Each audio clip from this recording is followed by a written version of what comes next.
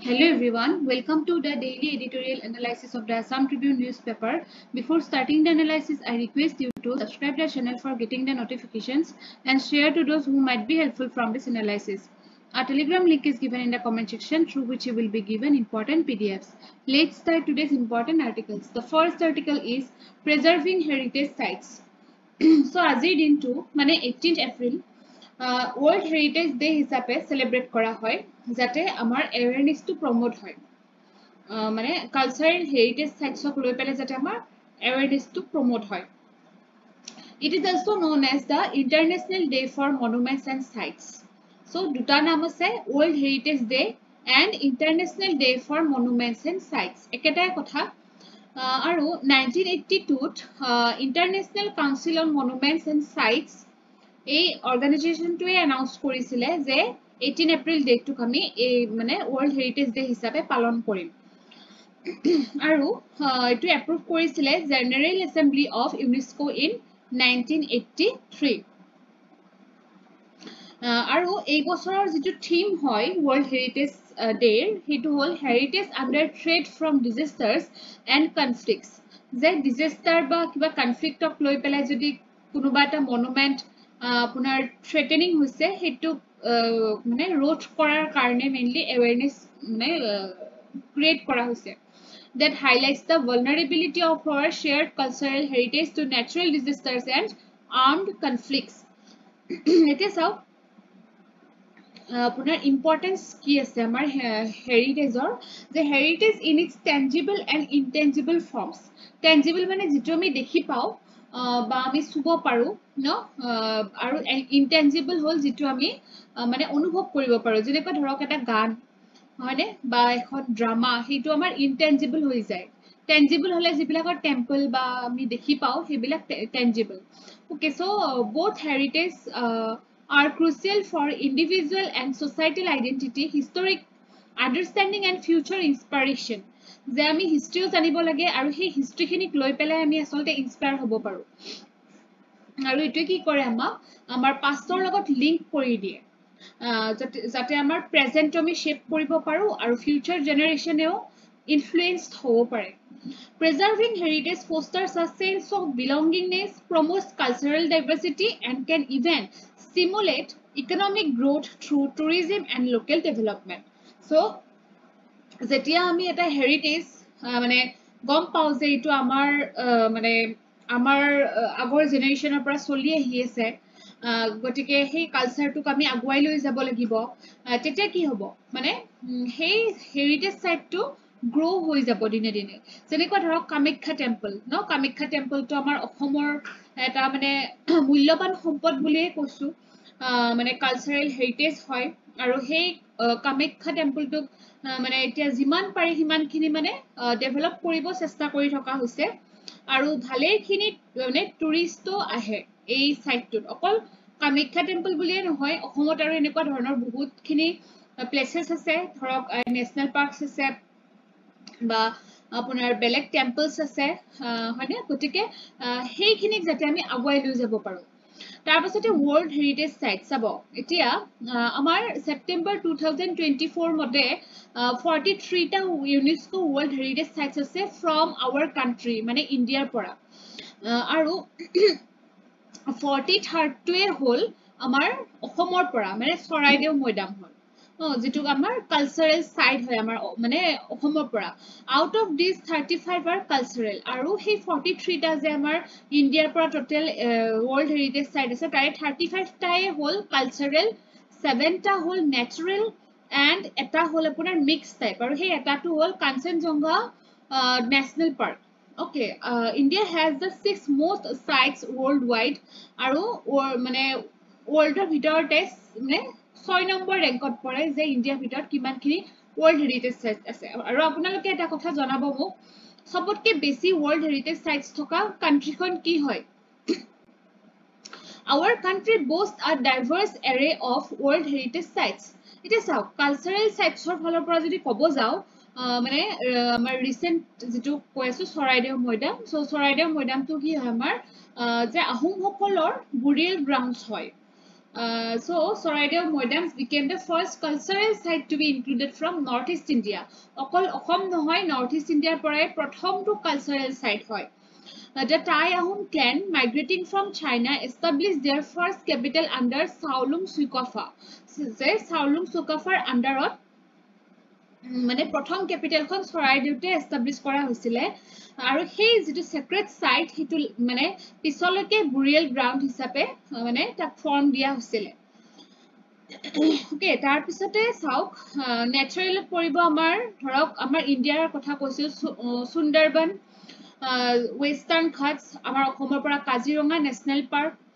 so they are UNESCO World Heritage Site and these sites conserve unique biodiversity landscapes and habitats mixed heritage site যদি আমি ক'ব যাও তেতিয়া হলে Kanchenjunga national পাৰ্কৰ কথা আমি ক'ব পাৰো which is located in Sikkim included in the World Heritage Site list in 2016 So, ekhini apunaloke sabo the process of nominating to conservation. So, sauk eta World Heritage Site je prothomote nomination pai. Tar pisot he site to mane ami mane bhale khini mane protection dia hoy. Jate jikhini agor pora choli ahise hekhini jate mane tate promote kori thoka hoy. Eta sab nominationer karone prothom documentation, evaluation, international cooperation enekwa kisuman step thakibo. তাৰ পিছত আহিব আমাৰ preservation and কনজাৰ্ভেশ্যনৰ কথা okay তাৰ পিছতে আৰু এই preservation কনজাৰ্ভেশ্যনৰ মানে যেটো মেথড হেইটো আপোনাৰ এটা কালেক্টিভ ইফৰ্ট হয় ইয়াতে লোকেল কমিউনিটি এটা ইম্পৰ্টেন্ট ৰোল প্লে কৰে okay they contribute to safeguarding the sites through education awareness and sustainable development projects এতিয়া আমাৰ অসমত থকা যেনেকুৱা Charaideo Maidam Kaziranga national park Manas national park এইবিলাকৰ এতিয়া বহুখিনি মানে টুৰিষ্ট মানে আহে okay so recognizing the potential of these sites to the international and national tourism industry the government is taking many steps to promote the attraction of these sites aru he onujai government e jiman khini pare himan khini he sites bilakok develop koribo try korise aru এটো কিহত help কৰিব আমাৰ economy খনক growth কৰাত help কৰিব Now come to the next article National Herald case so National Herald কি হয় it was a newspaper founded by Pandit Jawaharlal Nehru so 1938 to Pandit Jawaharlal Nehru এখন নিউজপেপাৰ মানে উলিয়াইছিলে এখনৰ নাম আছিল National Herald case published by Associated Journals Limited AJL in short form this newspaper became a mouthpiece of the Congress party যে independence war pisot মানে হেখনে main এখন বাতৰি কাকত হৈ পৰিছিলে কংগ্ৰেছ পাৰ্টিৰ কাৰণে so AJL also published two other newspapers আৰু দুখন তেওঁলোকে হে AJL বুলি যেটো আপোনাৰ জাৰ্নালিষ্ট লিমিটেড আছে তেওঁলোকে আৰু দুখন পেপাৰ উলিয়াইছিলে আৰু কি হল এই যিখন নেশনেল হেৰাল্ড এইখন 2008 ত কিন্তু বন্ধ হৈ গল কাৰণ ₹90 crore তেওঁলোকৰ ডেট লাগি গৈছিলে ওকে আৰু ৰিসেন্টলি মানে হল কেই বছৰ মান 2012 ত মানে বিজেপিৰ লিডাৰ এজন সুব্ৰমণিয়ান স্বামী তেখেতে এটা কমপ্লেইন ফাইল কৰিছিলে মানে কংগ্ৰেছ লিডাৰ আৰু আপোনাৰ এই যেটো AJL তেখেত সকলক কেন্দ্ৰ কৰি পেলাই আমাৰ সিভিল সাৰ্ভিস এসপায়াৰেন্ট হিচাপে আমি ইমান পলিটিক্যাল হিচাপত পঢ়িব নালাগে বস্তুটো ইয়াতে কি ইনক্লুড হৈ আছে বা এই মানুহজনৰ নাম কি সুব্ৰমণিয়ান স্বামী তেখেতৰ নামটো হয়তো আপোনালোকক খুদিব পাৰে বা নেশনেল হেৰাল্ড এই নিউজপেপাৰখন কোনে উলিয়াইছিল এইটো খুদিব পাৰে বা কোনে পাবলিশ কৰিছিল এইটো খুদিব পাৰে আমি ইমান পলিটিক্সৰ ভিতৰত সোমাই মানে আমি বস্তুটো বুজাৰ দৰকাৰ নাই কিন্তু ইয়াৰ লগত ৰিলেটেড কথাখিনি আমি জানিব লাগে So recently কি হৈছিলে ৰাহুল গান্ধী আৰু সোনিয়া গান্ধী তেখেতসকলক ইডিয়ে সামন কৰিছে এটা ইডি বিষয় আপুনি জানিব লাগিল আৰু Sam Pitroda and Suman Dubey okay so এখেত সকলকো কিন্তু এনেকে সামন কৰিছে কাৰণ তেওঁলোকক prevention of money laundering act মানে আন্ডাৰত কিছুমান চাৰ্জেস লগোৱা হৈছে এতিয়া চাওক এই নিউজটোৰ পৰা আমি পলিটিক্যাল লিডাৰৰ নামটো আমি just মনত ৰাখি থব বিকজ একো কথা মানে একো হি নাই পাত্তা নাই মানে খুদিব পাৰে হঠাৎ খুদি দিলে আপোনালোকে মানে এটলিষ্ট টিকটো মাৰিব পাৰিব লাগিব ন গতিকে এটলিষ্ট মানুহ কেইজনৰ নাম মনত ৰাখিব আৰু সেই যিখিনি আমাৰ এক দিয়া আছে বা যেটো অৰ্গানাইজেশনৰ নাম দিয়া আছে ইনস্টিটিউশনৰ নাম দিয়া আছে হেতু বিষয় অকমান জানি থোৱাটো ভাল যেনেকুৱা ED enforcement directorate so directorate of enforcement is a domestic law enforcement agency and economic intelligence agency. Okay, so a agency to kihor karone responsible hoy, it is responsible for enforcing economic laws and fighting economic crimes in India. Je India jodi kiba economic crimes related kiba kotha hoise tar karone mane EDA mane hetu hea kore mane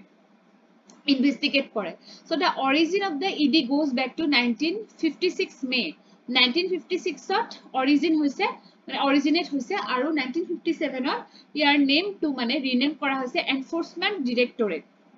aru kuntu ministry under কাম কৰে department of revenue ministry of finance. Okay, it is of objectives কেটা মানে কেখন মান actor under of তেওঁলোকে কাম কৰে যেনেকুৱা foreign exchange management act, prevention of money laundering act, fugitive economic offenders act ebilakor under tekekole কাম কৰে. About prevention money laundering act, so money laundering আপোনালোকে security sector ত পঢ়িবই পাইছে নিশ্চয়. So prevention of money laundering act এটো 2002 ত enact কৰা হৈছিলে. So the act seeks to combat money laundering in India and has three main objectives. Say money laundering to jate prevent koribo pari, control koribo pari, tar pisote property to confiscate koribo pari jodi money laundering or dara kunobe poisa heneke loise, deal with any other issue connected with money laundering jodi mane hei bilakor logot related mane apunar jitu mo koi asu PMLA act. So PMLA act or under ekhini kotha ahi jabo. Okay, it is a point is the powers of the ED under PMLA. The PMLA under ED keneko power thake jikhon actor under recently Sam Pitroda aru Suman Dubek ako accused korise hekhon actor under ED to keneke power pai jenuka section 48 and 49 of the PMLA empower the ED officers. Section 52 of the PMLA empower the ED to summon any person. So summon je korise hetu section 52 etu mane provision under teloke summon koribo parise. Section 53 mandated that the individual summoned was bound to attend the person or through authorized agents. The ED has special powers for confiscating property under PMLA Act. Etu to kolwe moi. In 2022, the Supreme Court, in its ruling, upheld the powers of the ED under the PMLA, emphasizing its crucial role in preventing money laundering. So, ekhini important kotha asile. So, ED to PMLA Act, ekhini important hoy. But newspaper hon kune uliaisil hetu important hobo. Ba kuntu organization uliaisile hetu. Baki politics related iman news amar proyojon nai. ঠিক আছে. So, আজিৰ কাৰণে ekhini important news asile amar editorial page or pura. Thank you for watching the video.